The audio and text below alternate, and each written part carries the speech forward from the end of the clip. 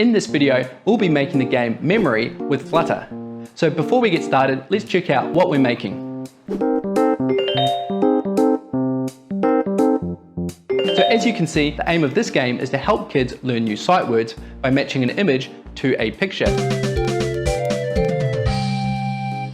We'll be linking in Firebase Cloud Storage, chucking animation, audio and more, so there's heaps to get covered in this project. So without further ado, let's jump in and get started. So I'm in a new Flutter project, and first of all, we want to build this app out in landscape mode. So let's set that up. We'll firstly import the services library, so package flutter services.dart. Then in the main function, we can access the system Chrome class and set preferred orientations. This method takes in a list of orientations. So we can pass in device orientation .landscape left and device orientation .landscape right. Before we call this method, we also need to call ensure initialized on widgets flutter binding. This will avoid an error. Now let's run a hot restart. And cool, we can see the screen has flipped around to landscape mode. I'm going to flip around the emulator too. Okay, now let's clean up this code and start with a basic shell of an application. I'll delete the My Home page, clear out the comments, update the title to Memory Game, delete the primary swatch, and instead of a My Home page, we'll set up a game page. We'll pop this game page in its own file, a new Dart file in the lib folder, stful, shortcut for a new stateful widget, name this game page, import material, back in main, import that new file, and I also want to get rid of the debug banner up the top right. So in the material app, press D, select debug show check mode banner and pop in false. Now let's do a hot restart. All right, cool. We have a black screen, so our setup is done. Now in the game page, let's build out the layout. So in this case, we want 6 tiles and we want these in 2 rows and 3 columns. To get that layout, we're going to replace the container with the grid view, and we'll use the builder constructor. Here we have a grid delegate and item builder. For the grid delegate, we're going to put in a sliver grid delegate with fixed cross-axis count. And for the cross-axis count property, we'll pass in 3. So in this case, the cross-axis is running along the top. So essentially going to set 3 columns. Let's also put in some spacing. So for cross-axis spacing, we'll pop in 10. And for the main axis spacing, we'll pop in 10 too. Let's set up the builder. So a function will run and build out each of the children one by one. And we'll construct a container. And we'll pop in the color of deep purple. Okay, so let's check this out, hot reload. Now the builder is just going to continually build tiles. So what we'll do in the grid view, we'll set the item count to 6. Now we just have 6 tiles. Let's now fix up the sizing, and we'll fix up the sizing based on the size of the screen that this app is running on. So to get the screen size, we'll use media query of context size. So just under the build method, we'll store this in a variable. First of all, we'll go to main axis extent. And the main axis runs with the direction of the scroll. So in this case, the main axis is vertical on the side. Cross axis runs against the scroll direction, so along the top in this example. So for the main axis, we'll write size.height, so the height of the screen, times 0.38, so essentially 38%. And there we can see the height has been adjusted. Let's also update the padding. I'm going to put this in a variable first, named width padding. Set this to size.width, and we'll times this by 0.10. Then in the grid view builder, we can use padding, edge insert .only. We only want this on the left and right side. We can just pop in width padding, and on the right, width padding also.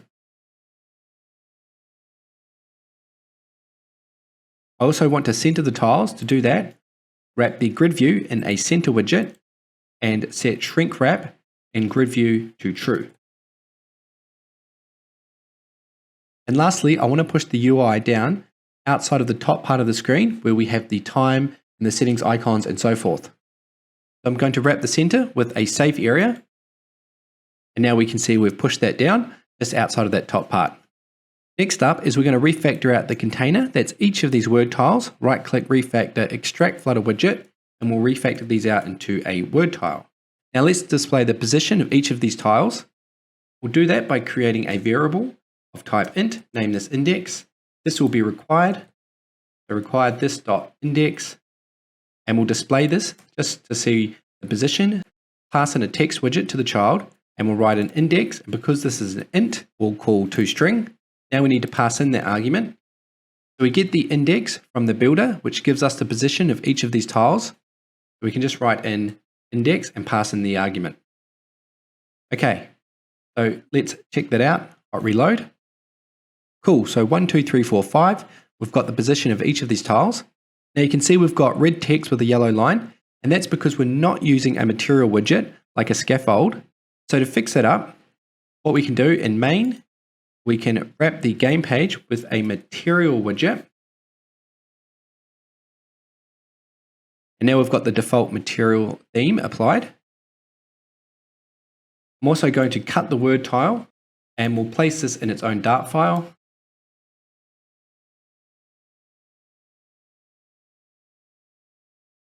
Import material. Import that new file. So now we want to display some images and text on these tiles. So we're going to have 3 pairs. So each word will have an image and a corresponding text. So for example, we'll have the image of a truck and the text for truck. So the player needs to match the 3 pairs. So what we want to do is set up a class to model that data for each word tile. To do that, we'll go to lib, new Dart file, and we'll create a simple class named word. So this model class will have 3 properties. The first, final string text. This will represent the text that one of these word tiles can display. We'll create a second property, also of string. This is also final, and this is URL. And this will represent the image URL that we'll download into the app. And lastly, we'll have a bool display text. This won't be final. This variable will determine whether the word tile displays the text or the image. Okay, so we have these 3 properties. Now we'll set up the constructor. All of these properties are required. So let's set that up, required this dot text, and so on. The next thing is we want to display images on these word tiles, and we're going to do that by using Firebase Cloud Storage. So we can download the images into the app when the app first runs.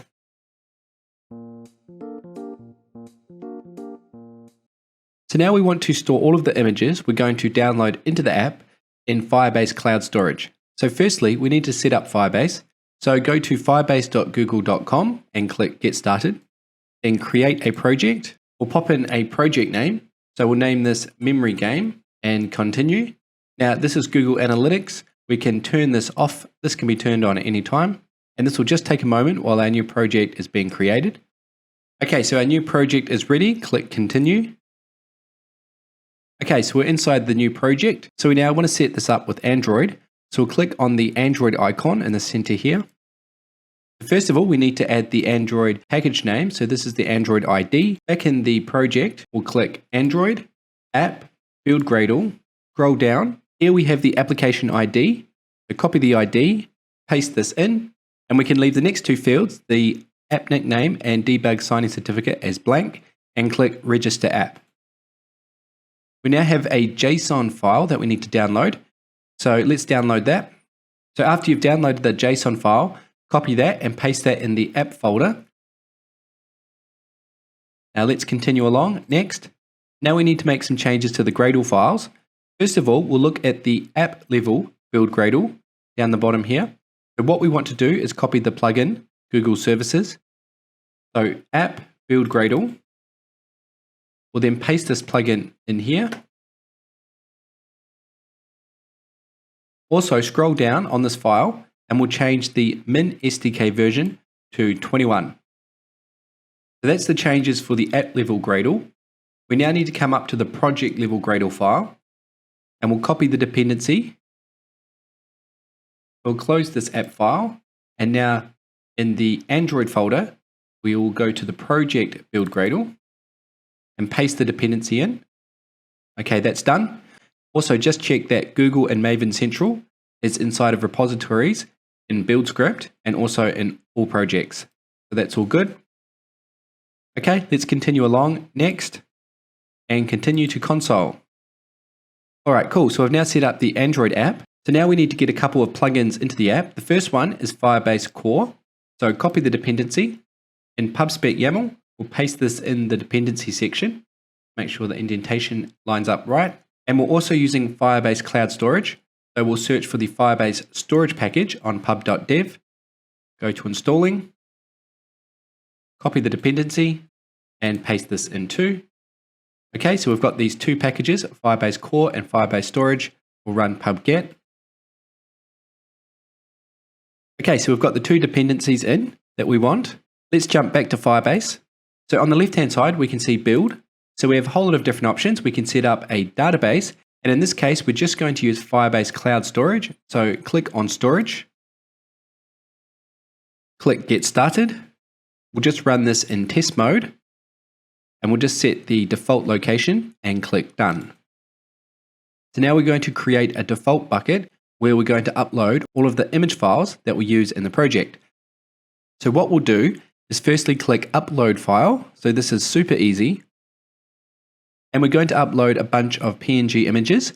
Of note, I've named all these PNG images the text that I want to appear in the app. So let's select all of these images. And now we're uploading all of the files like that into Firebase Storage. So as easy as that, we can now access these files in the app. So back in the app, we'll go into main. So what we want to do now is create a method to get all of those files so we can download them into the app and use them.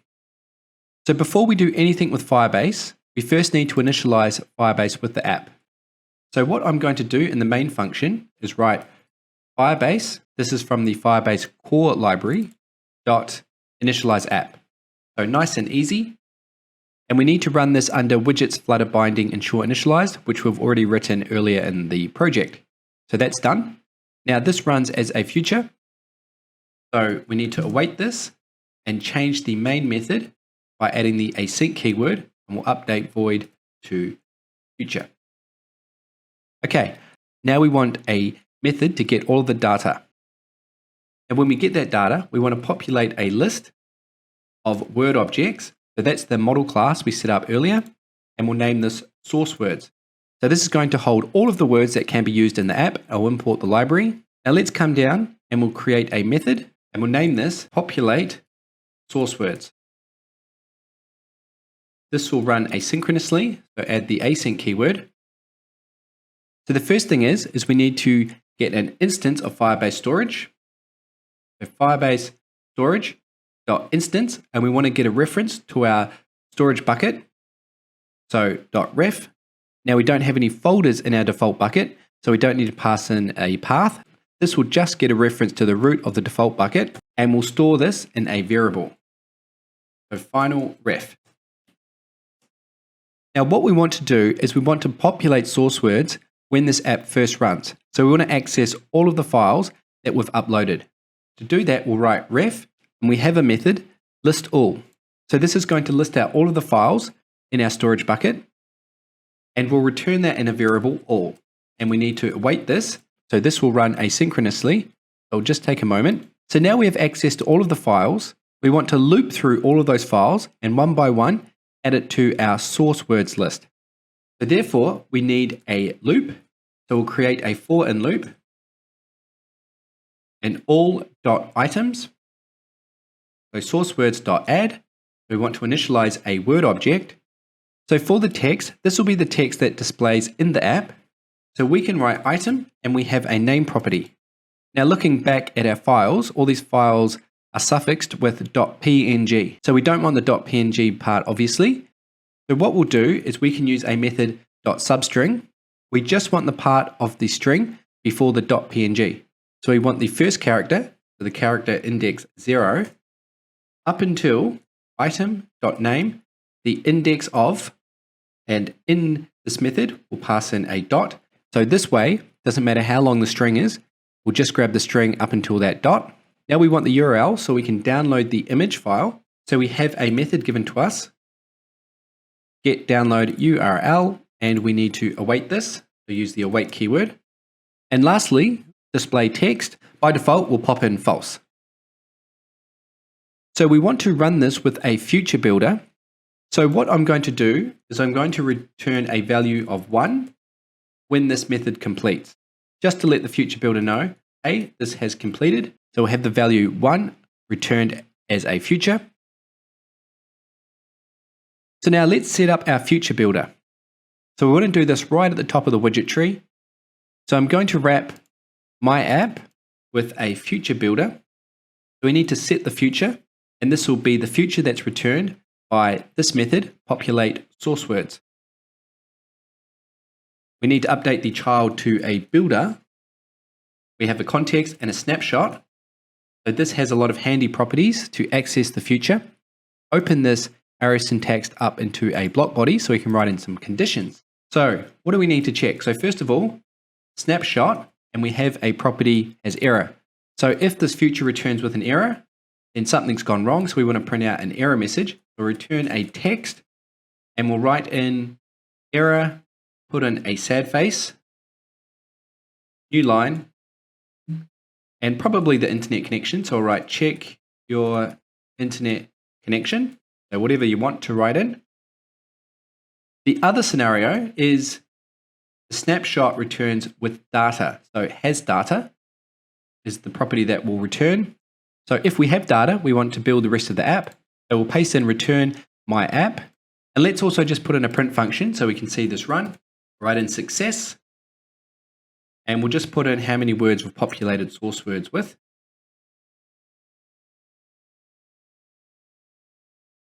Now, the other scenario is we're just waiting for the future. So in this case, we'll have a loading screen. So we can use a widget, the circular progress indicator. So that's just that circular spiral we see all the time, and wrap this with a center widget. Otherwise, we'll have a giant circular progress indicator. So wrap with a center. So now we have a future builder. This is going to run when the app first runs. We're going to populate source words. When that future completes, we've got these different scenarios, and hopefully we get the data, and then we return the rest of the app by running my app.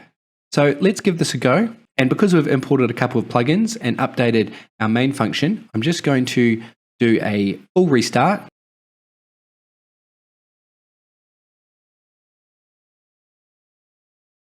All right, cool. So I've done a full restart, and we can see success, source words, length 15. And we can also see a warning from app check. So this is a feature in Firebase to provide extra security for the app. So we can set this up at any time. So we can just ignore the warning for the time being. So we've got the first part done. Now let's populate these tiles with the images and words. So we'll go to game page. So first of all, we're going to create another list. This will also be a list of word. We'll name this grid words, and we'll initialize this as an empty list. Import the word library. So this will only be populated with 6 entries, randomly selected from however many entries are in source words. So let's populate this. So we'll create a method down here to do that, and we'll name this setup. What we want to do is just loop through source words. So we'll create a for loop, and we're going to loop through 3 times.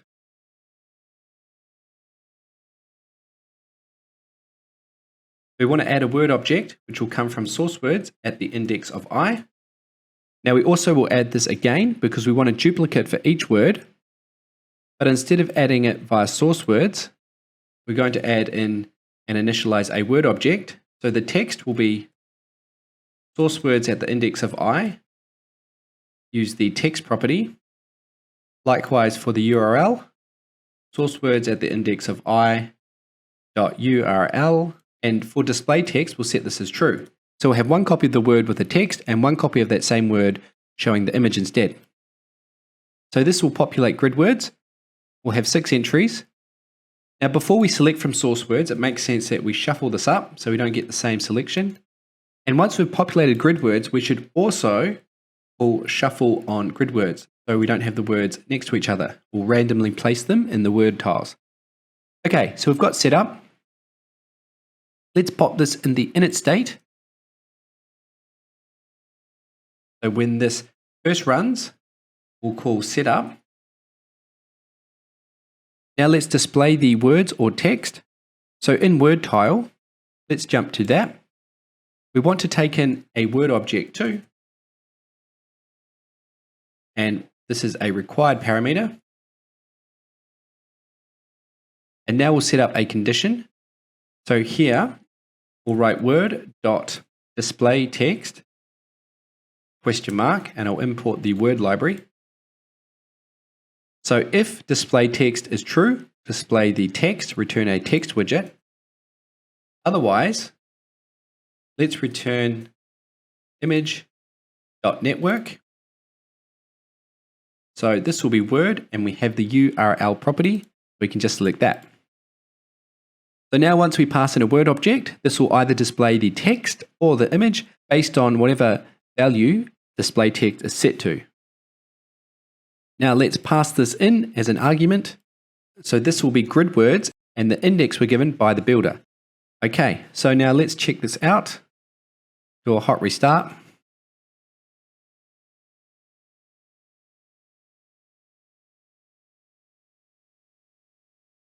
Okay, cool. So we now have the images displayed and we don't have the text. So I'll jump back into Word tile and I need to change index.text to word.text. Do a hot reload. Okay, cool. So now we have an image of a hat. We have the text hat. We have an image of a grape, the word grape, pants, and pants. So cool. And this is all randomly laid out on the tiles. Now, one thing that didn't look too good was these images sort of loaded one by one with a bit of a lag. So let's have these images. So there's an appearance that they just load pretty much immediately. So what we'll do is we'll load and cache these images up front. And once that's done, we'll then display them. So to do that, we'll go into game page and we're going to set up another method, cache images. So we want to loop through all of the grid words. So we'll create another for in loop. And we'll write image.network. And we want to access the URL property. And we'll save the image in a variable. So we're using image.network to fetch the image. And now we can use a method pre-cache image. So this is going to save the image in memory. This is going to cache the image. So we need to pass in an image provider. And now we just need to write in image.image. And we also have a context. So we're going to load and cache these images up front. We want to use a future builder. So as per before, I'm going to use the same idea and just return the value of 1. So wrap this in a future that returns a value of type int, and add the async keyword. And we need to add the await keyword because this will run asynchronously. Okay, so now let's link this up with a future builder. So I'll wrap the save area with a future builder. So cache images returns the future. Now let's change the child to a builder. Okay, and the same idea, we're just going to open up this arrow syntax into a block body. We'll write in some code. So as per before, we just need to take into account the different scenarios. So snapshot.has error. Let's just put in the same error message we had before. We'll go to main and we'll copy the text and we'll paste this in. Also back in the main, we're just going to make an update here. So because this is above the material app, we need to set the direction the text will run in. Otherwise we'll get an error. So here I'm going to set text direction dot left to right. So that's just obviously the default text direction for English. And we'll also center the text. So text align dot center. And we'll wrap the text also in a center widget. And lastly, because I've put this above the material widget, I'll just wrap this in a material here, just so it has the default theme applied. Okay, so now let's jump back to the game page. I'll also set text align dot center, and wrap this in a center widget. Okay, so the next scenario is if snapshot has data. In that case, we just want to carry on and return the rest of the widget tree. So I'll copy this save area, cut this, and paste the save area widget in. Lastly, we want to return the loading screen. So again, let's just copy the existing loading screen. So copy the circular progress indicator,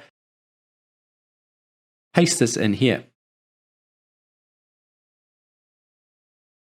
So let's check this out, and hopefully we shouldn't see the images lag. Hot restart and let's run it.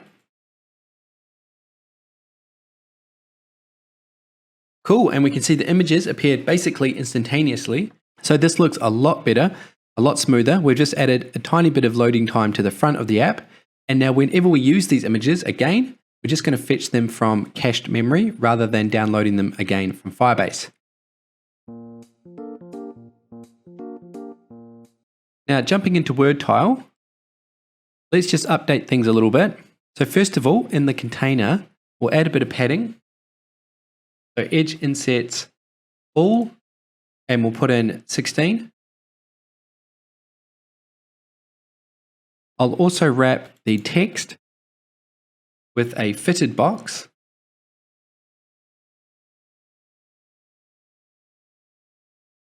So therefore, no matter how long the text is, we'll fit it inside of these tiles. Let's also update the text theme. So to do that, we'll go to main, and we have material app. Now we can set the theme by using theme data. Now in this case, just to keep things nice and clear, I'm going to put theme data in its own Dart file. I'll name this app theme. And we'll set up a variable to hold our app theme. So in main, we can just pass in the variable app theme. Now let's set up the properties that we want. So I want to get a font that's a little bit more interesting, fits the theme of a kids game. So we'll use Bubblegum Sans from Google Fonts. So to get this package into the app, search for Google Fonts, copy the dependency in pubspec, paste this in, and again, we'll run pubget. Okay, so now in the app theme, we have text theme. So we'll use the text theme class, and we want to set the default text, which is body text 2. So body text 2 is how we set the default text. Then we'll write text style. Now for the font family, we can now use Google Fonts, and we want to select Bubblegum Sans.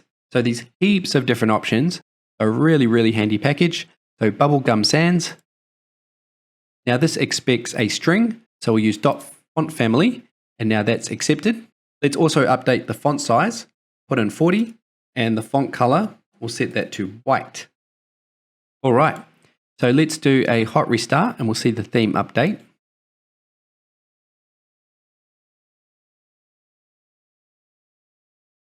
Okay, let's jump back into the Word tile, and I'm going to update the fit property with boxfit.scaledown, so we have the text consistent.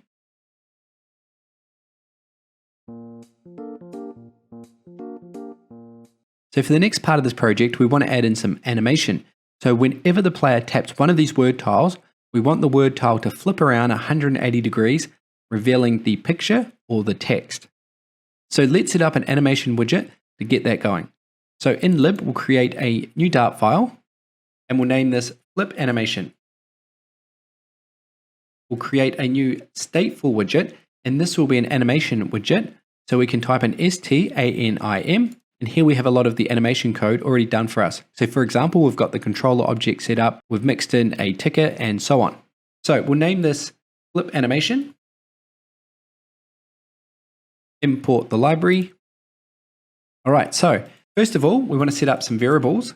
So the first will be of type widget. So this is the widget we're going to wrap around. The word tile will wrap around and animate.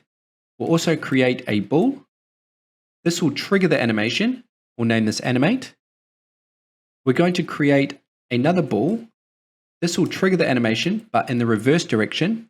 And lastly, we'll create a function which has a parameter of type int, and we'll name this animation completed. So this will serve as a callback. We'll pass in a function that will be called when the animation has been completed in the forward or the reverse direction. So this will become very handy. Now all of these are required, so we'll make them required parameters.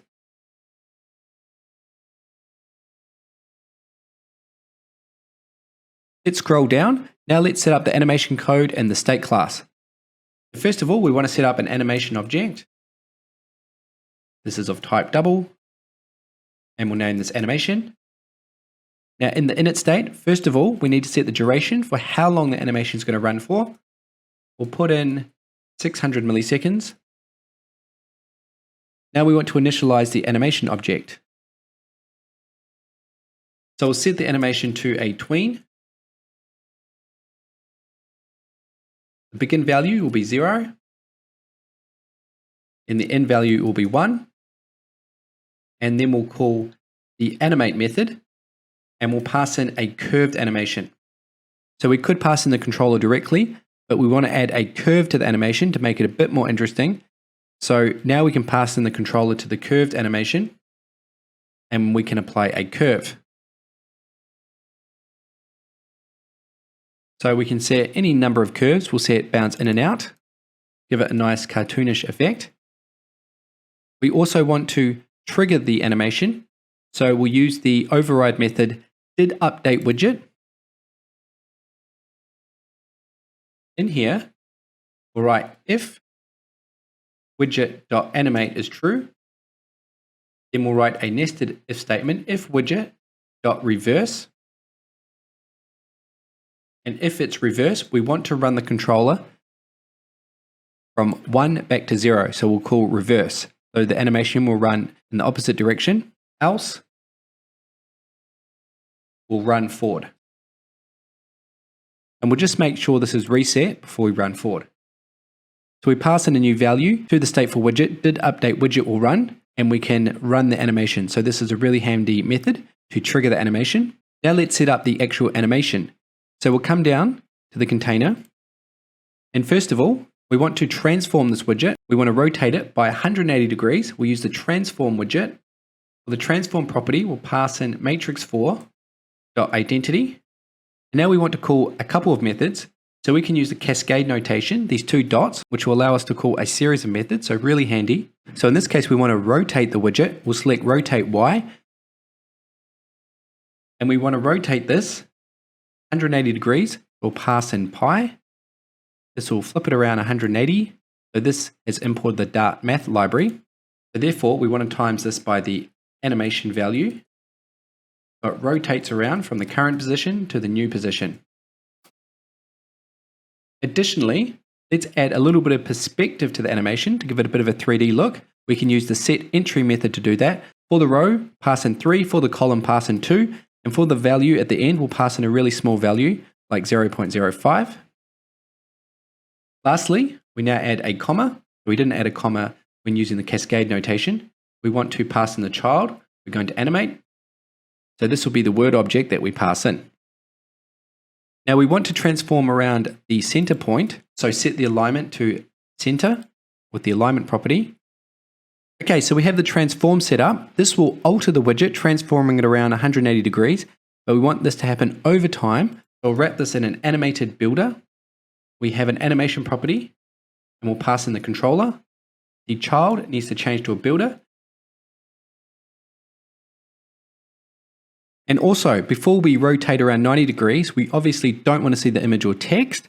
So what we'll do is we'll set up a condition. We'll use the controller value. We'll say if that's greater or equal than 0.5, so that means we've run 50% of the animation. So if that is true, we'll return the widget.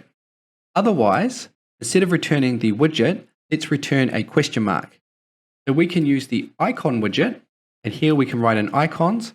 Got a whole lot of different icons. We'll use question mark, set the size to 50, and the color to white. And lastly, let's set up the listener so we can be notified of when the animation has completed. So again, we can use the cascade notation on the animation controller, and we'll set up add status listener. So inside of the listener, we can write if status equals animation status dot completed. We'll then call the function that's passed in to animation completed. So we'll select animation completed dot call. So we'll pass in 0 if this ran forward. Otherwise, we'll write animation status dot dismissed. So this is when the animation controller is back at 0. So the animation must have reversed. So therefore, we'll copy this, pass this in, and we'll pass back an int of 1. So this is just a way to notify us that the animation completed, but in the reverse direction. And let's just put in a print function, animation completed, reverse, and we'll do the same, and we'll name this forward. Now to test the animation, is we're just going to run this in the init state, first of all, just so we can see the animation. So it's going to animate all of the widgets at once. So we'll write controller.forward. So just to test this out, now let's go to the word tile, and we want to wrap the word tile in this animation.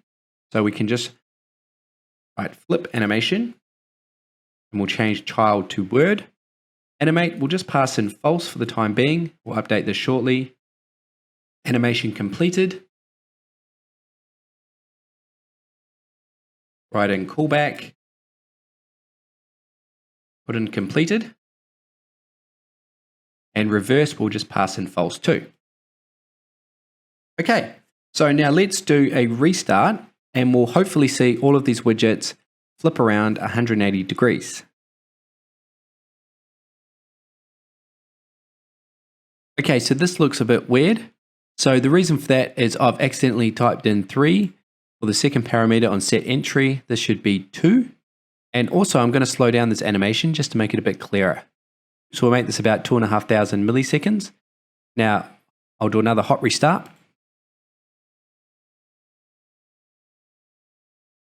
And cool, we can see everything flipped around then.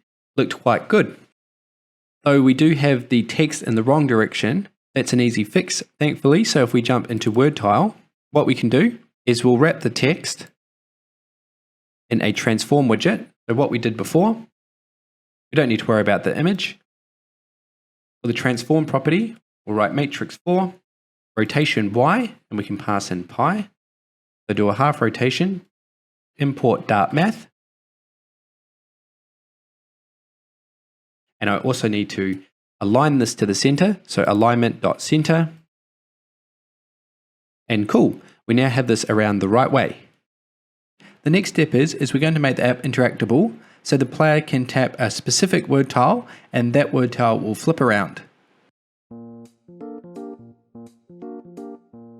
So as a broad solution to manage the changing data in the app, in specific widgets and across widgets, we're going to use provider. So the first step is we'll copy the dependency and get this into the app. So pubspec, paste in provider, and run pubget. So firstly, we want to set up a model class, so Dart file, and we're going to name this Game Manager. So we'll create a class, Game Manager, and this will extend a change notifier and import material. The Game Manager will hold all of the key variables in this app. So whenever values change in those variables, we can dispatch a change notification, and any number of widgets that are listening for those change notifications can update. So we want to set this up with provider. So to do that, we'll go to main, and we want to set provider up near the top of the widget tree. So therefore, we can notify any widgets of value changes under the provider that we set up. So we'll wrap the game page with a change notifier provider.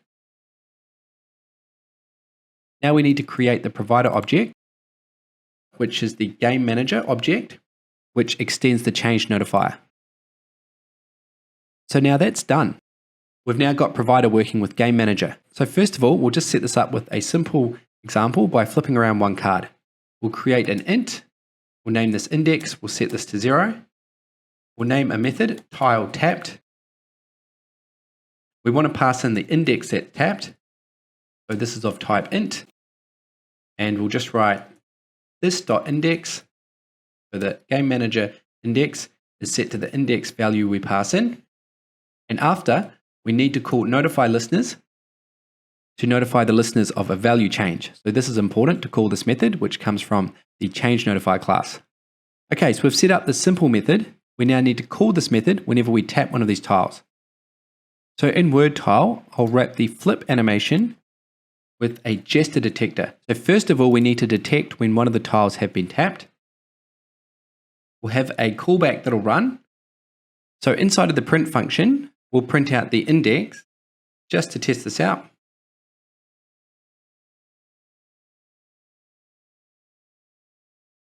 So 0, 1, 2, 3, 4, 5. Okay, cool. So now we want to communicate this with the Game Manager object. So we'll wrap the gesture detector with a consumer. But this comes from the provider library. And in the angle brackets, we'll write in Game Manager. Set up the builder.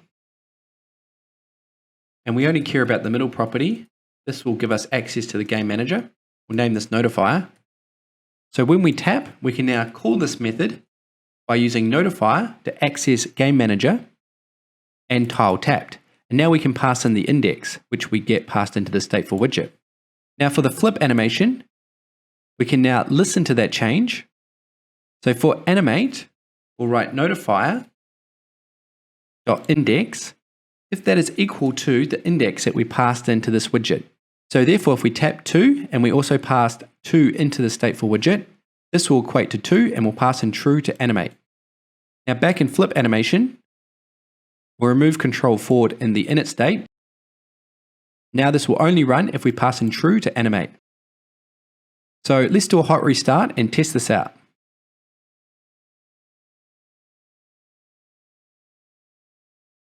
Now all of the tiles are white. So if we jump into the flip animation, let's wrap the icon in a container.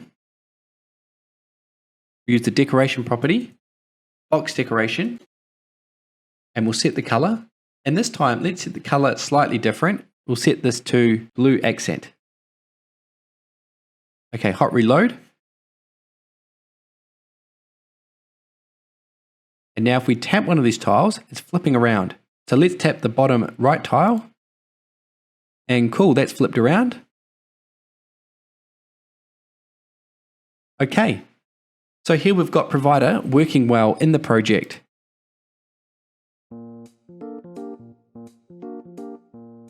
So let's complete the game logic. So first of all, replace the index with a map. The key will be of type int. This will represent the index. And the value will be of type word. And we'll name this tapped words. So tapped words will hold the entries of what tiles have been tapped.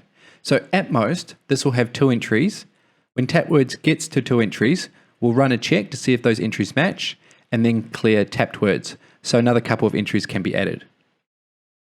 So coming down to tile tapped, we'll also take in a word object. Remove this line of code. Now what we'll do is we'll set up an if statement. So if tapped words dot length is less than or equal to 1, so if we call this method and tapped words is either empty or it just has 1 entry, we then want to add a new entry to tapped words. So tapped words, add entries, add a map entry. The key will be the index passed in, and the word will be the word object passed into this method. Okay, otherwise, so else, we don't want to add in any more entries, and we also don't want to flip around a third tile. So at most, we only ever want 2 tiles in tapped words. Therefore, let's define a bool to control the animation. We'll name this canFlip, and we'll set this to false. So first of all, if we add an entry, can flip should be set to true, so the flip animation can be triggered. Otherwise, can flip should be set to false. So if a third tile has been tapped, can flip will stop that tile from animating around. Okay, so let's update the word tile. So first of all, for the onTap callback, we need to pass in the word object to tile tapped, so done. Now for the animate parameter in flip animation, we do not have an index variable anymore. Instead, we'll check for a match based on the map entries. So we can write notifier.tappedwords.keys and check just the last entry. So just the last tile that has been added to this map. Now when this first runs, there will be no entries in the map. So therefore this comparison will fail and we'll get an error. So to prevent that, we'll just firstly check tapped words is not empty. So notifier.tappedwords is not empty. If that is true, we'll check the index. Otherwise, we'll just pass in false to animate. Okay, so now let's check this out. Hot restart.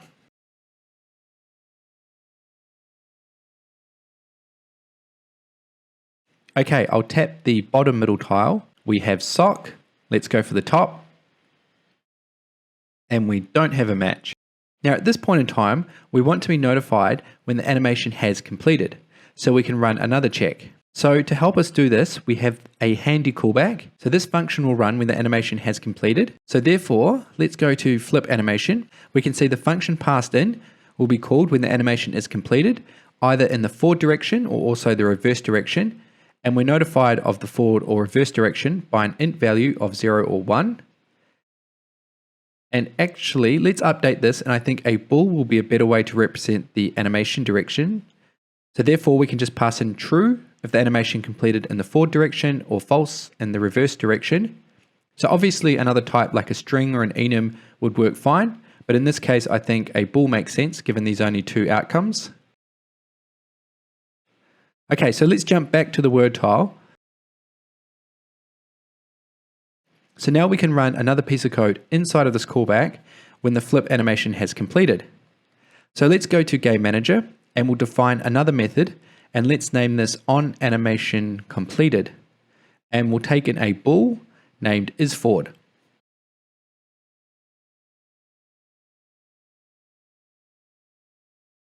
So firstly, when this method is called, we want to know if just two tiles have flipped around. So tappedwords.length equals 2. So in this scenario, two tiles have flipped around and the animation has completed. The other thing we want to know is, did the animation run in the forward direction like it did in this example? So in that case, we want to run a check and say, hey, do these two tiles match? So we'll create a simple check to do that. If tappedwords.entries element at 0 value.text, copy this line, paste this in, and we'll change the second element to 1. So again, the value represents the word object, and we'll just check for a match by comparing the text property value. So if the text properties match up, we know we've got the same word. So in this scenario, when the tiles match, we want to clear tap words so the player can check another couple of tiles. Also, we should set can flip to true so the animation can run again. Otherwise, if we don't have a match, so write else, we want these two tiles that don't match to animate back around to the original position. So we want to trigger the reverse animation to flip these tiles around again. Let's set up another variable of type bool, name this reverse flip, and set this to false.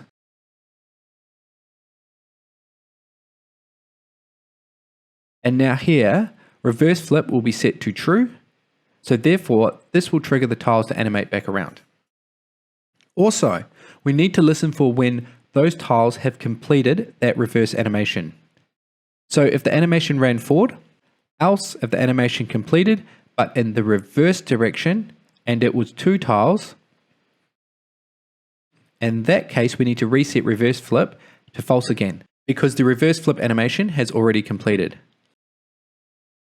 Also, the player should now be able to choose another couple of tiles, so let's clear tapped words. Additionally, if only one tile has flipped around, so write else here, we want to set can flip to false. So if we flipped around just one tile, we want to stop the animation running again. Otherwise, if the animation callback fires off again, we'll have this single tile flipping around in a loop. So we'll just set can flip to false to prevent this animation from looping. And at the end of this method, we also need to write notify listeners. I'll press Ctrl-Alt-L just to get this formatted. Next, we should also keep a record of what tiles have been correctly matched. So to do that, let's define a list of type int. We'll name this answered words, and we'll set this up as an empty list first of all. So int will just be the position of each of the tiles, and that's enough information to keep track of the correctly answered tiles. So therefore, we can write answered words dot add all tapped words dot keys, because keys will be the index of the two entries, and we can then just add that to answered words, which takes a list of int. Now one final nested statement to check if all the cards are matched. So we can say if answered words dot length equals 6, so we've got 3 pairs matched, and in here we'll just write a print statement. Okay, so now we've got this onAnimationCompleted method done. Let's jump back to Word tile, and now we need to call this method. So notifier dot onAnimationComplete. We need to pass in isForward. Let's rename completed to isForward to make this clearer. So this is of type bool. Now let's look at the flip animation, and we can pass in the variable reverse flip to reverse.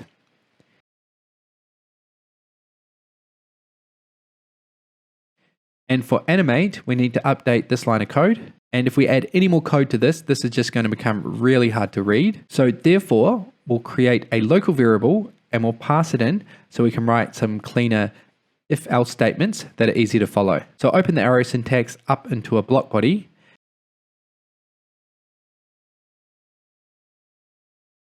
And we'll define a bool animate and set that to false.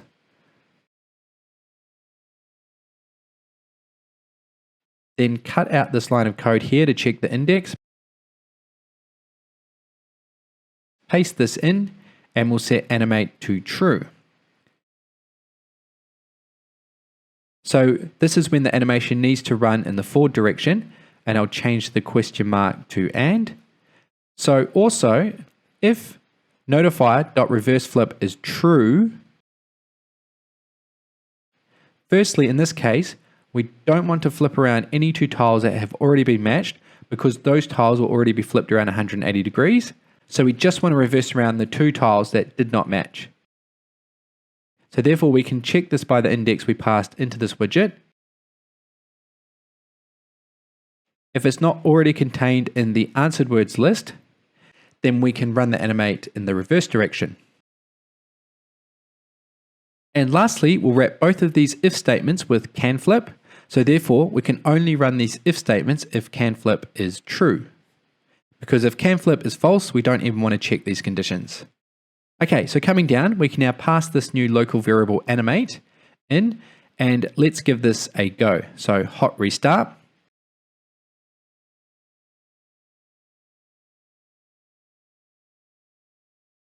Okay, so let's tap the bottom right tile. So we've got pants and hat, and we can see that they've both reversed automatically back around. And now I should be able to choose another couple of tiles. Okay, so we can see both tiles have flipped around. And cool, we have the first match, and the tiles stay in place.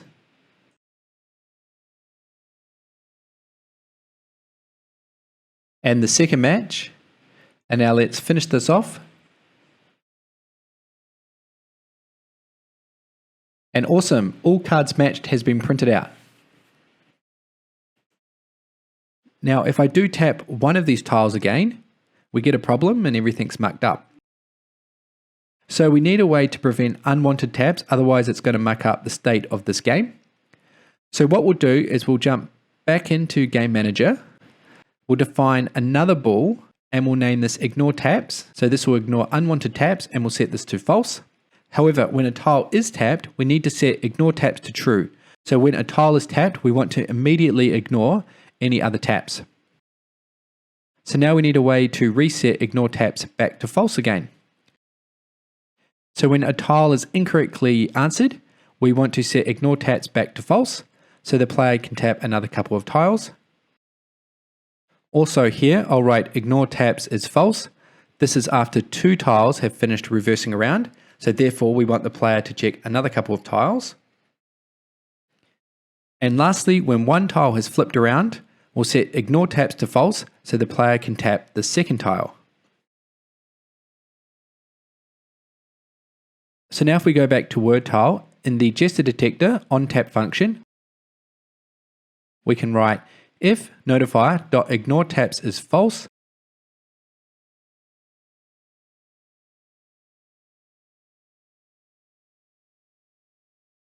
and we'll also chain on to this condition if answered words does not already contain the index.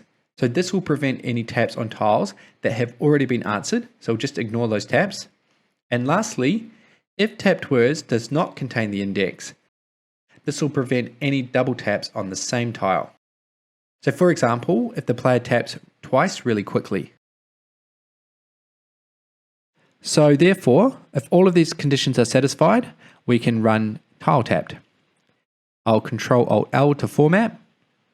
The other thing we'll do is we'll just put in a bit of a delay for the tiles to reverse back around if they were incorrectly matched. So I think this makes sense to have a little bit of a delay instead of the tiles just immediately reversing back around. So this is easy done. We can go to Flip Animation. So we'll set up a variable of type int and we'll name this delay. And we'll set this delay variable to 0 by default. So by default, there'll be no delay. Now here we can wrap the controller object with the delayed method from the future class. So duration, milliseconds, and pass in the delay time, widget.delay. So this will run after the future completes. We'll cut this code and paste it in. And because we'll run this code inside of a future callback, we should make sure the widget is still mounted. So to do that, let's first check the mounted property is true. Okay, so now we have a way to delay the controller running. And by default, this will just be passed in at 0, so we won't have a delay unless we set one. So going back to word tile, let's find the flip animation, and now we have the delay property. So firstly, let's write notifier.reverse flip. If that's true, let's pass in a delay. So let's say 1500 milliseconds, otherwise we'll pass in 0. So therefore, if reverse flip is set to true, we'll also delay that animation by 1500 milliseconds. Okay, so let's test this out. Hot restart. Okay, so let's flip around the tile. Now I'm tapping the tile again, but nothing's happening. So we're preventing any unwanted taps. Cool. I'll tap another tile, and awesome, we have a match. Now let's flip around another tile, and again, I'm tapping everywhere, but I can't muck this up anymore. And we have a car, and they don't match, and they're going to flip back around. And awesome, we can see they flipped around after a short delay.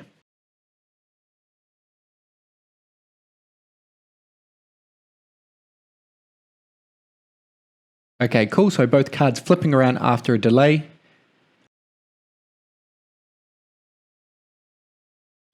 And let's finish this off.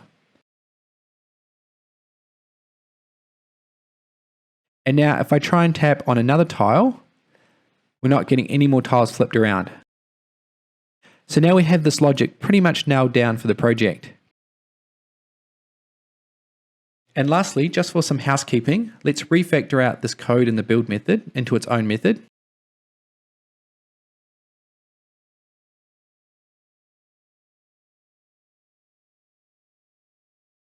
Okay, cool. So this is done.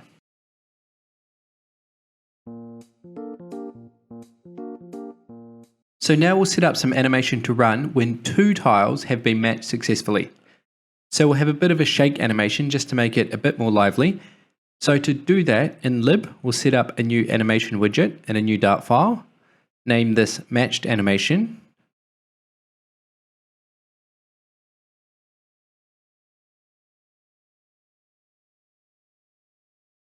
As we've done with the other animation widgets, let's take in the widget we're going to animate and also a bool to run the animation.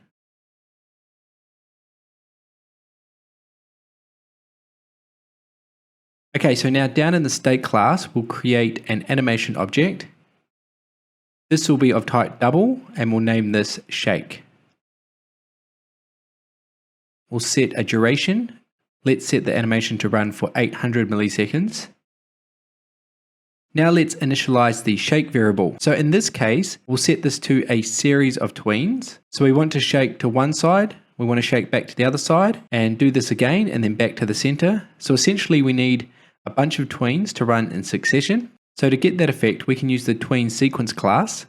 This takes in a list of tween sequence item, and the tween sequence will be of type double. And as per before, we need to call animate on the tween object. And let's pass in a curved animation, firstly passing in the controller.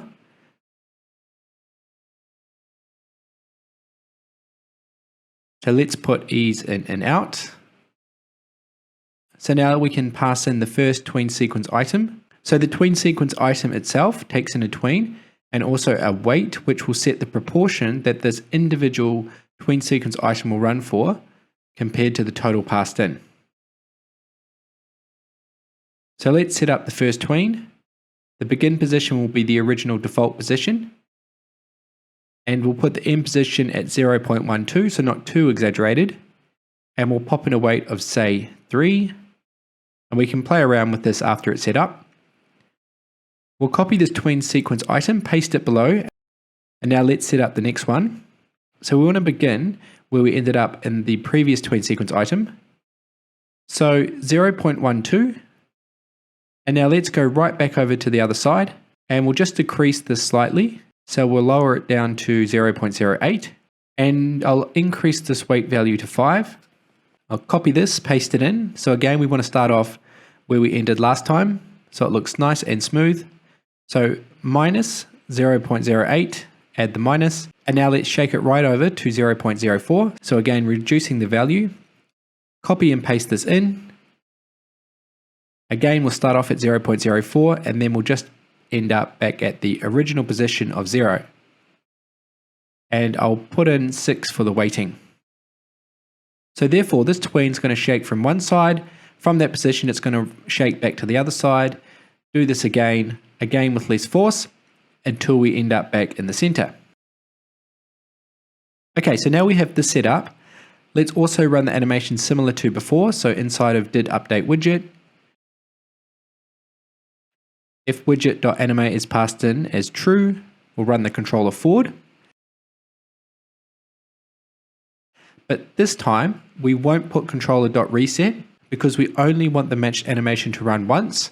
So we don't want it to be able to reset and run again. Okay, so now let's set up the actual animation.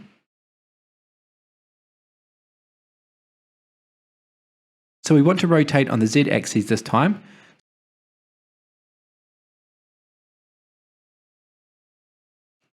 So this will rotate based on the values produced by the tween sequence.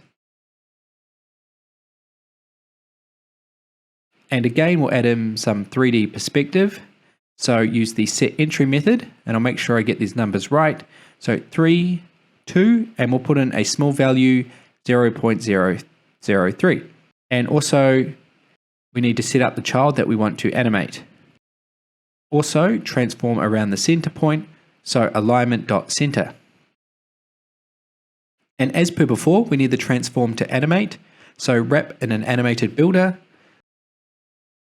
pass in the controller, and update the child to a builder.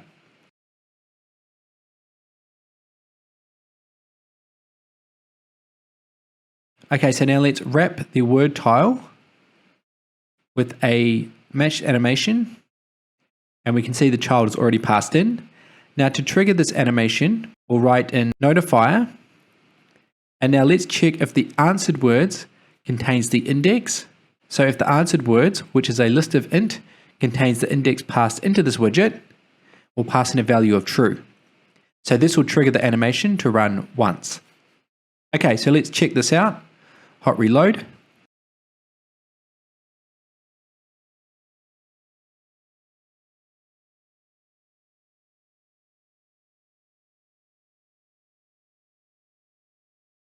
Okay, cool. So I think we're almost there. What I think would also look good is if we had the tiles scale in just a bit while they shake. So easy done. We can go back to matched animation and add a scale animation too. We'll create another animation object, also of type double, and we'll name the scale. And we're going to assign also to a tween sequence. I'll copy this line here and add in the animate method. Paste this in. So this tween sequence will be a bit simpler. For the tween, we'll begin at the normal scale, so a scale of just 1, and we'll end up at 0.9. So just shrink in a little bit, and we'll put the weight at 7. Copy this tween sequence, paste this. So we want to start off where we ended up last time, and we just want to scale back to the original normal size. So I'll put this at 1 again. And to make the bounce back effect a little bit faster, we'll pop in 3 for the weight. Now coming down to transform, this is super easy to use with cascade notation. We can just add in the scale method and write in scale.value. Okay, so now let's check this out.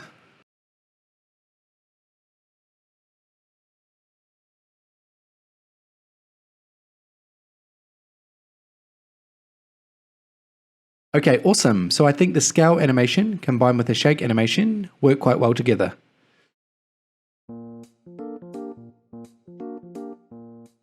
Now, one last thing for the match animation is I think we should update the color so each pair has its own unique color. So what we'll do is we'll first wrap the widget in a container and we'll set up a box decoration for the color property. And we'll use widget.animate as a condition. Therefore, when animate is passed in as true, we'll return a correct color. Otherwise, we'll just return the default color. So now we need to set up the correct color and default color. So let's define these variables up here. So color, default color, we'll set this to blue accent.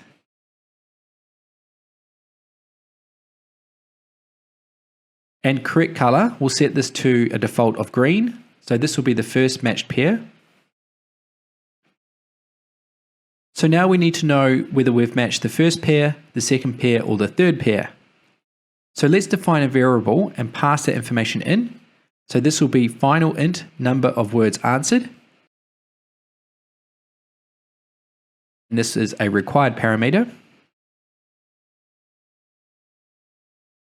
Then we can set up some conditions. So if animate is set to true, and if number of words answered equals 4, because by default the match color will be green. So we'll look at the next pair. So we'll change the correct color to say pink. Copy and paste. And for the last pair matched, let's set the color to say amber. And lastly, we need to set up a variable to stop any correctly colored tiles where the color is already set changing to a new color. So we'll name this variable correct color is set, make this false by default. Therefore, the correct color can only be changed once.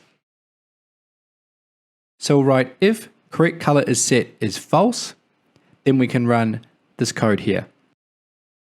So when the controller runs forward, correct color is set is also set to true then to prevent the correct color changing again. So now we need to pass in a value to number of words answered. So answered words dot length. And we need to also remove the color property of this container. So let's delete deep purple. Additionally, in the flip animation, let's change the background color. So let's change this to deep purple. And I think this looks a lot better. And here we can see the colors have changed to green. And while we're here, I also want to curve the tile edges. So border radius dot circular, we'll pass in 8. And we'll also add this to matched animation. So just paste the same line of code. Okay, so let's match another couple of tiles.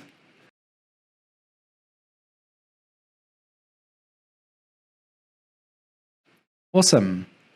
And now we can see the airplane is pink and the meshed animation is looking good. Let's do the last couple of tiles. Okay, cool. So I think this looks just a lot better, and it also makes the game a lot easier to follow.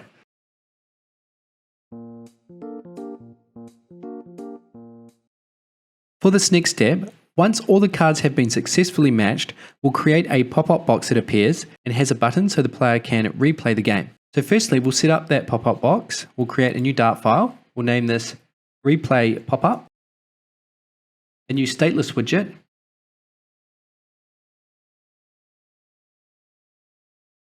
And we're going to use an alert dialog. So replace the container with an alert dialog. This has a few handy properties we can use. First of all, the title, put in text. All right, awesome. We'll center this. Additionally, we have content. So this will be below the text. Put in another text widget. In this case, we're going to pop in an emoji. So I've selected the partying face. So emojipedia.com, copied the emoji. Paste this in. We'll also align this to the center. And we'll use the actions parameter. So this takes in a list of actions. We're going to pass in an elevated button. For the callback, when this runs, we'll put in some code so the game restarts.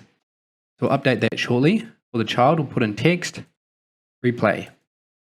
Okay, so we have the basic outline done. Now let's get this running. So first of all, we need to know when the round has been completed. To do that, we'll go to Game Manager. So in onAnimationComplete, when answeredwords.length equals 6, all the pairs have been matched. So we'll set up a variable, round completed, set this to true. So let's define the variable up here. This will be of type bool.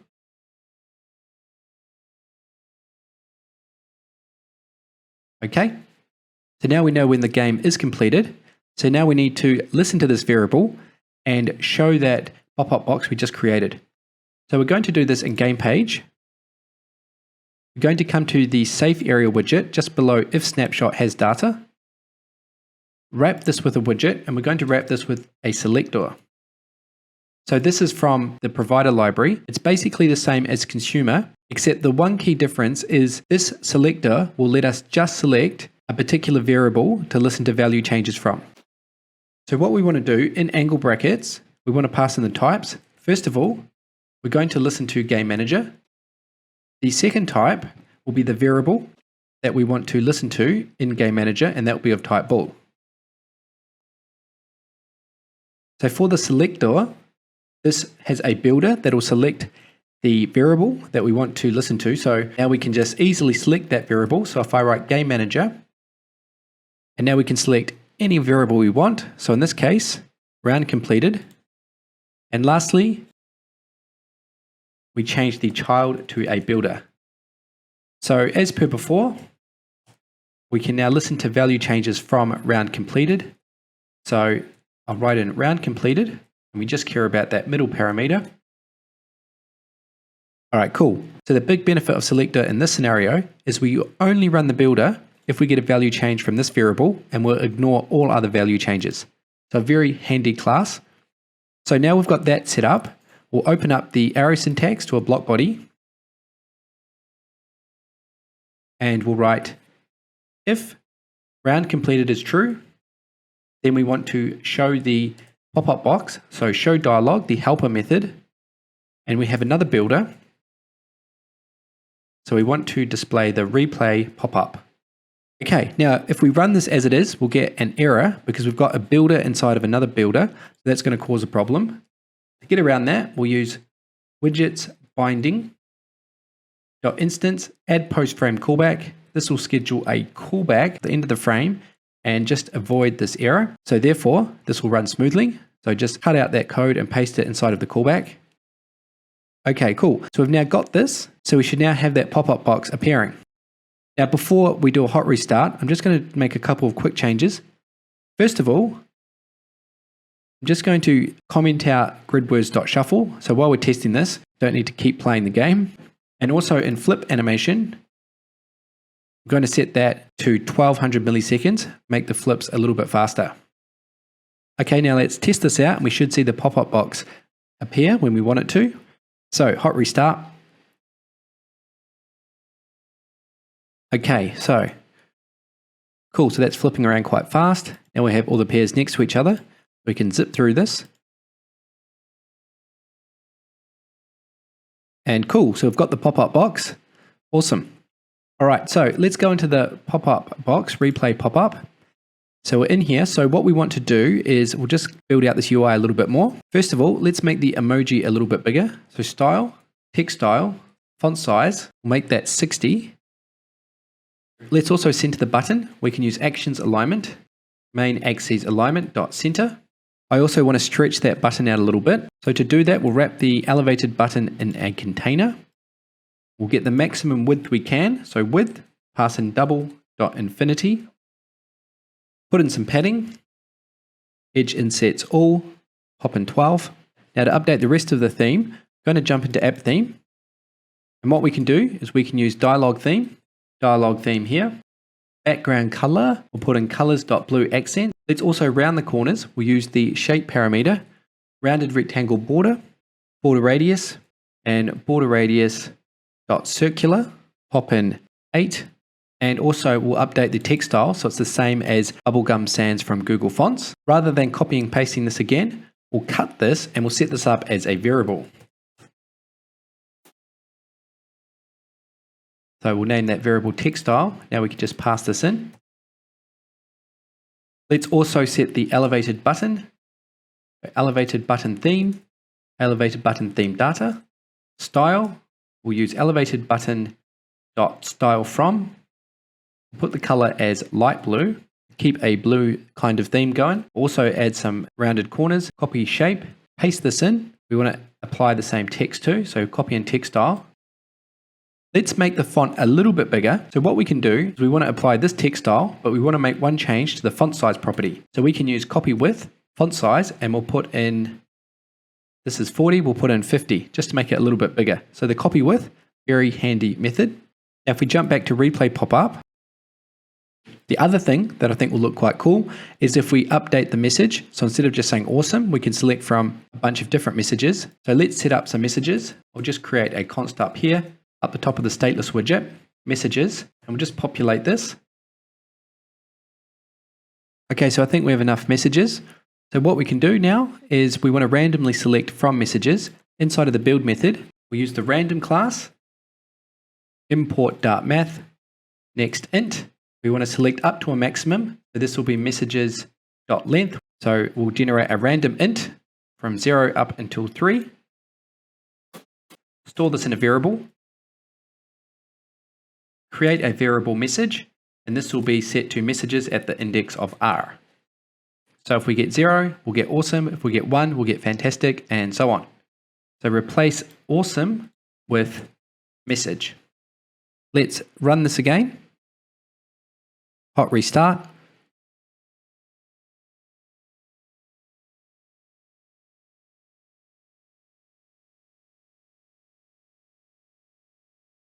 And cool, here we go. So we've got awesome and replay. I'm also going to wrap the text replay in some padding.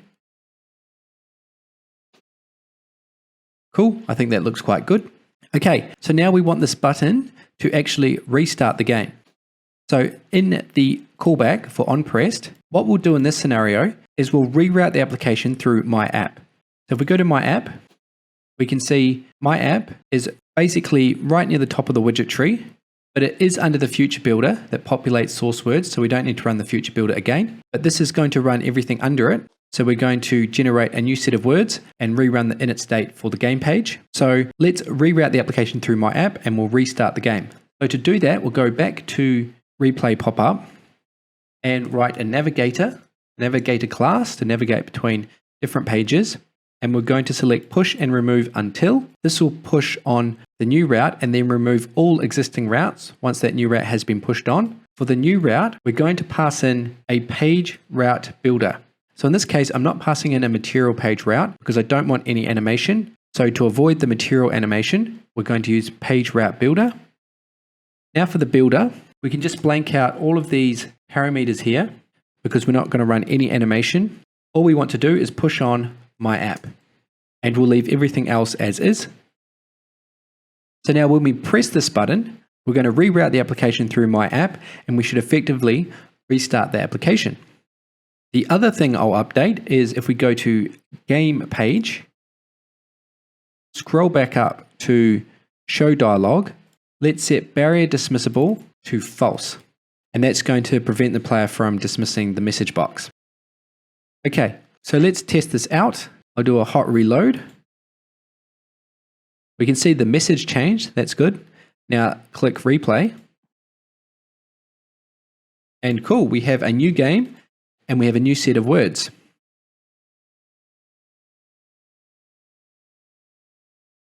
Cool, and that can just keep going on and on and on for as much as we like. Now we did have one future builder running, so that's the second future builder, which will cache the images that have been selected. So we do want that future builder to run. Going. Okay, cool. So we've got this pop-up box working well.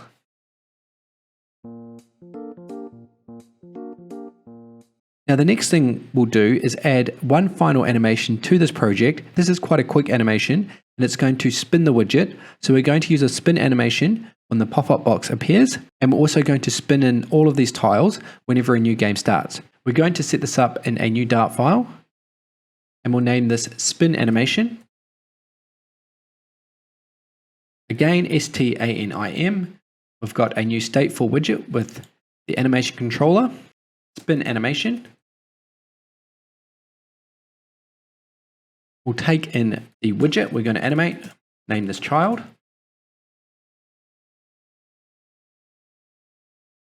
So we're going to trigger this animation in the init state. So we don't need to pass in a bool to trigger the animation. We don't need to set up another animation object. For the animation controller, we'll set in the duration, milliseconds. Let's put in 600. And let's trigger the animation. So controller.forward. So we're going to just set up a couple of ready-made animations, scale transition and rotation transition. So we can type in scale transition and we'll pass in a curved animation. This is so we can apply a curve. For the parent, we pass in the controller. And for the curve, we'll pass in a curve that we want. We'll put bounce in and out. So this is as easy as that. We just need to pass in a curved animation to scale. So we're going to scale this from 0 to 1. So this will scale them from a size of nothing to its normal size. And we can also chain this with another animation by using the child. And we're going to use rotation transition. And we're going to do the exact same thing, except this time we have the turns parameter, pass in a curved animation as well. We'll just copy this line of code and paste this in. So now we have a rotation transition. So by passing in curved animation, we'll do one full rotation. And then the last thing we need to set up is the widget we're going to animate. So widget.child, Control-Alt-L, format this. And finally, I want to set up a slight delay before the animation runs. So future.delayed, put in a duration. So let's set this at 600 milliseconds. We'll put this inside of if mounted to make sure that the widget is mounted to avoid any error. And we'll also write and controller is animating. The controller is not already animating. So therefore, we'll run controller.forward after a small delay. So now let's apply the animation. Jump into replay pop-up. We'll wrap the alert dialog with spin animation. And there we go, we've got the child already passed in, which is the rest of this widget tree here. Let's see how this looks. Hot restart.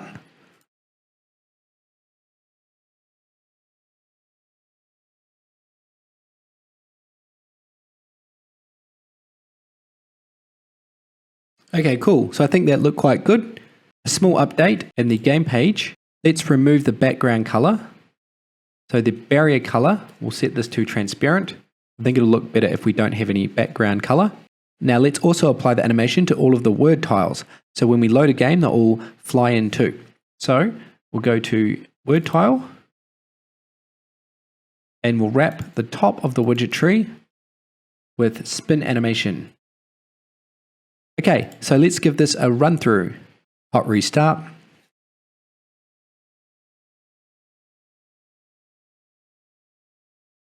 Okay, cool. We can see all of the tiles flew in there.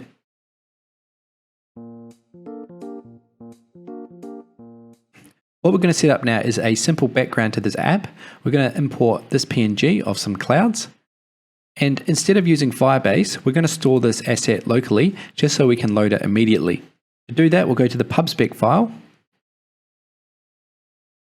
come to Assets, uncomment this out, make sure we got 2 indentation, pull this back one here.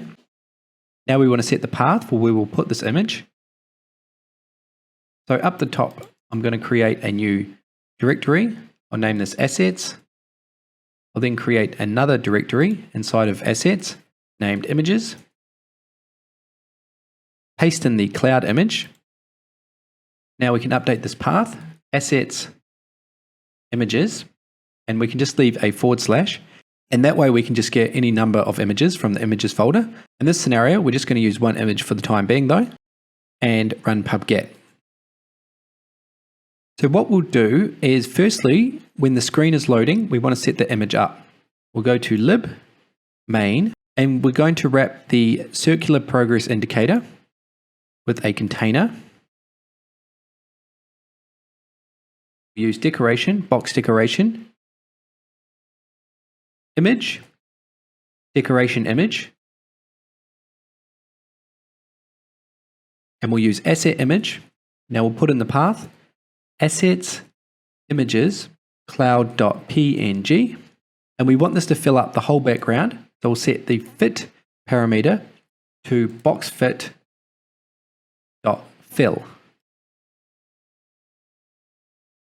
Also in the game page, I'm going to wrap the safe area with a column. That's so I can just change this to a stack. So this will let us stack some widgets on top of each other. And back in main, I'm just going to copy this line of code here. Jump back to the game page. Paste this in.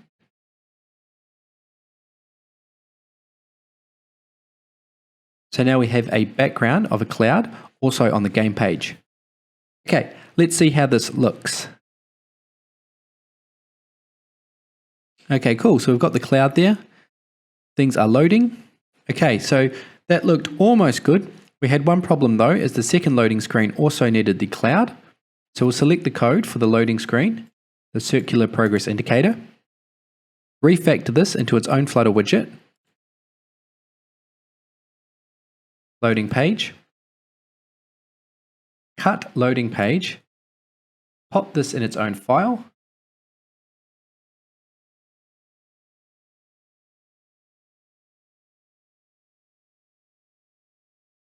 now back in game page, instead of returning the circular progress indicator, we'll return a loading page. Okay, cool. So now the benefit of doing it this way obviously is if we wanted to build on this loading page even further, we could do that. So if we wanted to write in some text or something like that, we've just got one place and we can have a consistent loading page. So hot restart and let's see it again.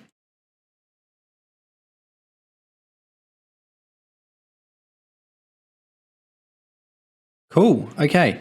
So I think that looks quite good, that background. And that keeps the loading screens looking consistent.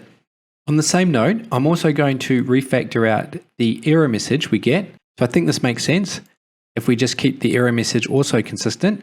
So we'll refactor this out into its own Flutter widget. We'll name this error page, cut error page, and we'll put this in its own Dart file.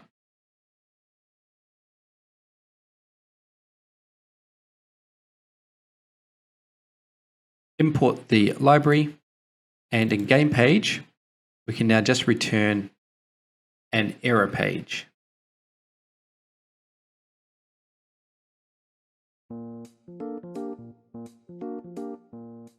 So we'll now get some audio into the app, and to help us do that, we'll use the Audio Players plugin. So search for Audio Players, pub.dev. In installing, we'll copy the dependency and paste this in as always. So I've downloaded these 3 simple MP3 files from freesound.org.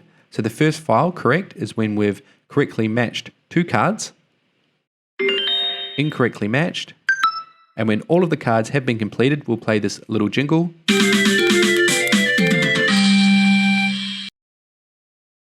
Okay, cool. So I'm going to copy these 3 asset files, and in assets, we'll create a new subfolder.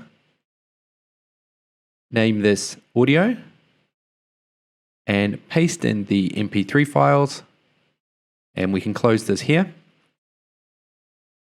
So now we need to define the path. So assets, audio, and we can leave this with a / just like we've done with images. So we can access any 3 of these assets in the project and run pub-get. Okay, cool. So now we're going to set up a very simple audio manager class. So new Dart file, audio manager. So this is going to be a very basic class. And in this class, we'll have a method so we can play the audio when we want. First of all, we'll set up an instance of an audio player. So this comes from the audio players library. And we'll store this instance in a static variable, a static final. We'll name this player. So we're putting this as static, so there's only 1 copy. And we're also going to define a method, play audio. So this will play the audio, and this will run asynchronously, so popping in the async keyword. And we'll also make this method static too. And add future as the return type, but we won't return a value. So now this is super easy. We'll just access the play method on the player instance. And we need to pass in an asset source, and now the path of the audio. So audio / and now we need the file name. So we'll pass the file name of the audio we want to play into this method. So I've typed string audio, pass in audio, and all these files are MP3, so we can write .mp3. And of note, don't need to prefix this with assets in the path, that's already taken into account. Okay, cool. And lastly, add the await keyword, and that's it. We've got a simple method that'll play the audio whenever we want to. So now let's apply this. We'll jump into Game Manager. Inside of onAnimationCompleted, answeredwords.length equals 6. We can now just call the static method play audio, and now just pass in the file name. So we want to pass in round, because this is when all of the cards have been matched. So we'll play that jingle. Cool, and add the await and async keywords. So I'll copy this, and now we want to play when a couple of cards have been matched, but not all of the cards have been matched. So we'll create an else statement, and in this else block, we'll just paste in the same line of code, and we can just change the file name to correct. So this is where we've matched a single pair, but haven't matched all the pairs. And lastly, when 2 cards are incorrectly matched, we'll pass in incorrect. So in this else bracket, this is where reverse flip is true. So this is where 2 cards were incorrectly paired up. Cool, and that's done. So now we can test this. And to make sure this plugin is installed and working properly, I'm just going to do a full restart. Okay, cool. So we're loading back up. All the cards have flown in. So let's try and match a pair. Okay, so we can hear a sound. It's a bit quiet. Let's turn the emulator up and let's try again. And let's do this incorrectly. Cool, so we've got the incorrect sound.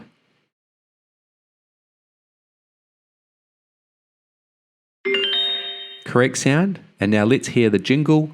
So we'll match all the cards. Okay, so now we have that jingle play and the replay box spin into action. Cool, so we now have the audio set up in this project. So we're now going to set up some confetti to play to rain down from the sky when all of the cards have been correctly matched. So this will be a really cool effect. So to get this in the app, we're going to use this awesome package Confetti. So search for confetti pub.dev and copying the dependency. This will be the last dependency we paste in and run pub-get. So we're going to set the confetti animation up in its own stateful widget and then apply it when we want it to run.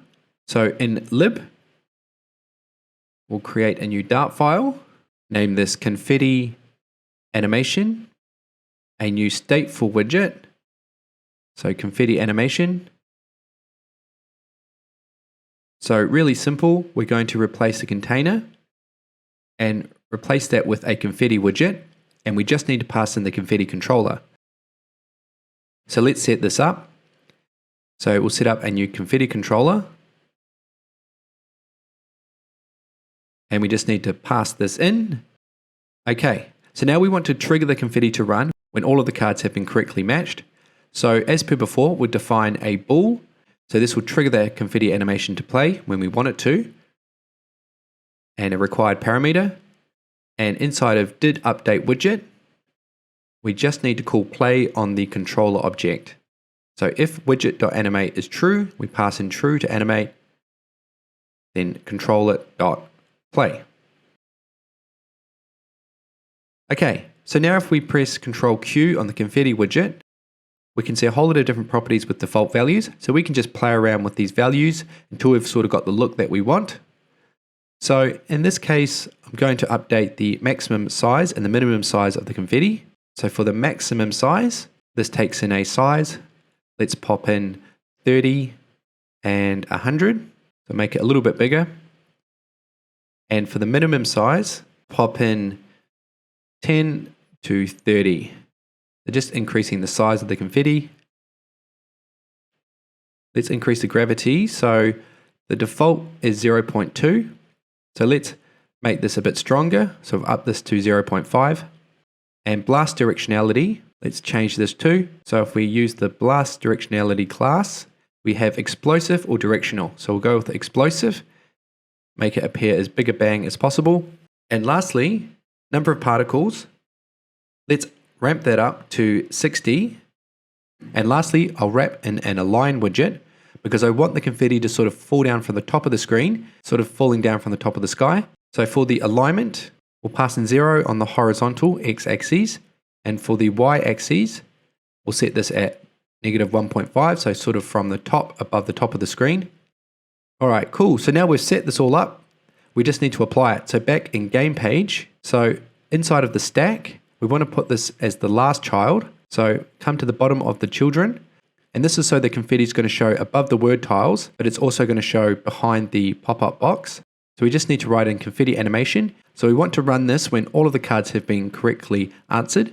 So we need to know when the round is completed. So luckily, if we scroll up, we've already set this up with selector. So we have the round completed variable. So we can just pass this in and run the animation. So let's come back down, and easy as that, we'll just pass in round completed, and we should see the confetti animation play. So let's give this a go, hot restart.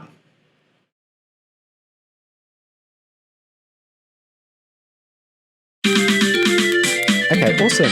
And we can see all the colorful confetti falling down. So I think that looks like quite a cool effect. Just makes it a bit more exciting when all of the cards have been answered.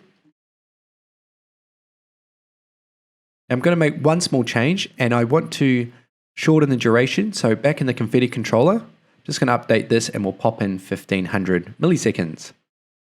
And awesome. So we now have the confetti set up in the project. And I think that just adds quite a nice touch to the overall game.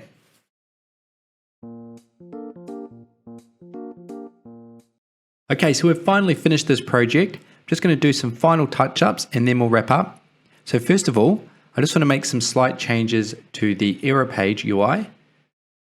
So to pull up the error page, I'm going to comment out this bit of code here. And instead in the builder, let's just return the error page directly. Okay, hot restart. So now let's go to the error page. So let's just apply the Google Fonts bubblegum sans that we set up. So we can just pass in the text style variable. This is the variable we defined in the app theme, which is set to a text style. So we can just pass that in. And also let's set the background color to deep purple. So wrap the center in a container and we'll set the color property to colors.deepPurple. Okay, so let's check this out, hot reload. And cool, so this just fits the overall theme a little bit better. Okay, and the last thing I want to do is I want to organize these files into folders. So we'll create some directories, animation, and we'll pop the animation files into that folder. So just get a bit of organization. So we have a few animation files, and I'll go through and do this for all of the files. Okay, this is done. Let's take a quick look. So we have animation, components, managers, models, pages, and a theme folder. Okay, cool. So lastly, I'm just going to go through each file one by one. So this is just mainly adding constant modifiers. So right click, add constant modifiers everywhere in the file, and also just some formatting with Control-Alt-L. So I'm going to go through and I'll do this for all the files.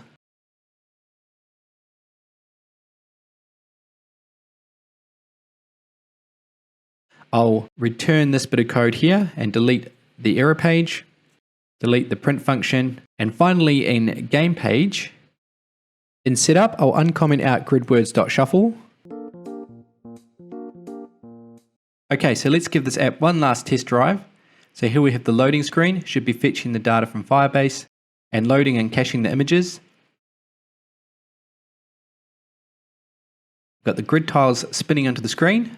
Let's try and guess. Okay, so we've got lucky with the first pair. Got the audio playing, the correct audio. We'll guess another card. And oh no, we got that wrong. And then we have the incorrect audio. Those cards flip around. And incorrect again. So now we should be able to get the pair. Cool, so we've got truck and a little bit of animation when it's correct. And now let's get the last pair. Cool, so we've got the confetti flying down, we've got the jingle and the pop-up box. And if we press replay, we can load another game and we can just keep playing and those tiles will be scrambled again. Okay, awesome. So that brings us to the end of the project. So hopefully you've picked up a few tips and enjoyed following along. I'll have the project files and assets available for download if you want to check those out. Otherwise, hope you have a good one and I look forward to seeing you in the next video. Cheers.